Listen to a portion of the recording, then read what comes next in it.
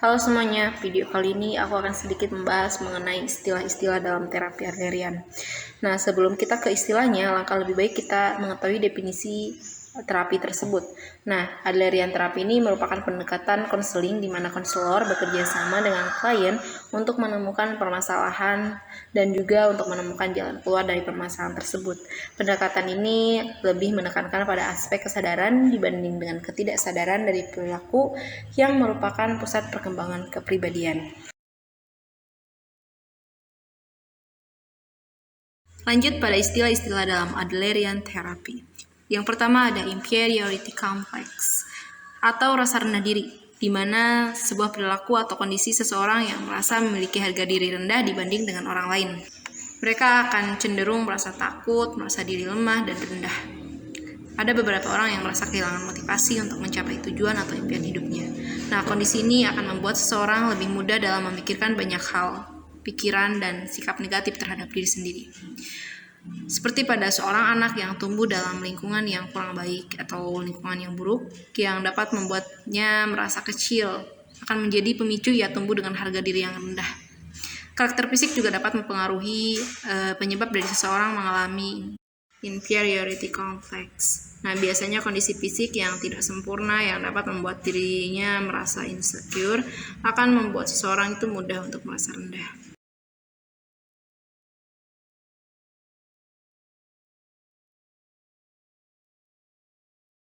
Selanjutnya ada superiority complex atau kompleks superioritas. Nah, sebuah perilaku yang terbentuk karena seseorang merasa lebih hebat daripada orang di lingkungan sekitarnya.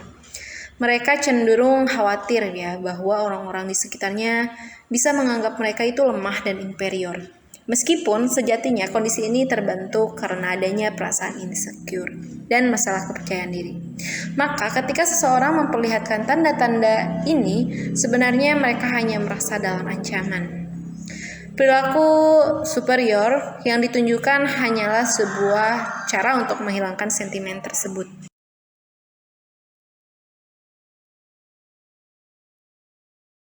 Selanjutnya ada social interest atau minat sosial, merupakan sikap keterikatan dengan umat manusia secara umum maupun sebagai empati untuk setiap anggota masyarakat.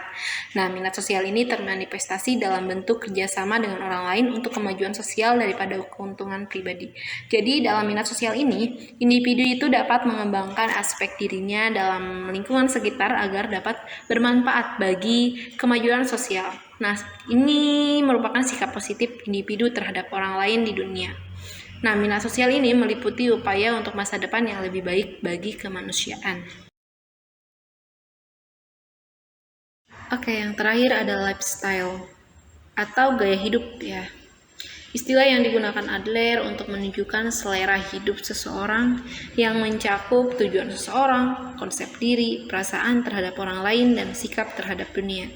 Nah, biasanya gaya hidup ini berhubungan dengan pola asuh orang tua. Bagaimana orang tua itu memberikan pola asuh yang tepat. Nah, biasanya ada beberapa di antaranya orang tua memberikan pola asuh yang kurang tepat sehingga inferioritas ini berubah menjadi sangat kompleks sehingga dalam seluruh aspek kehidupannya dia mempunyai perasaan inferior. Gaya hidup juga sering digambarkan sebagai persepsi kita mengenai diri orang lain dan dunia.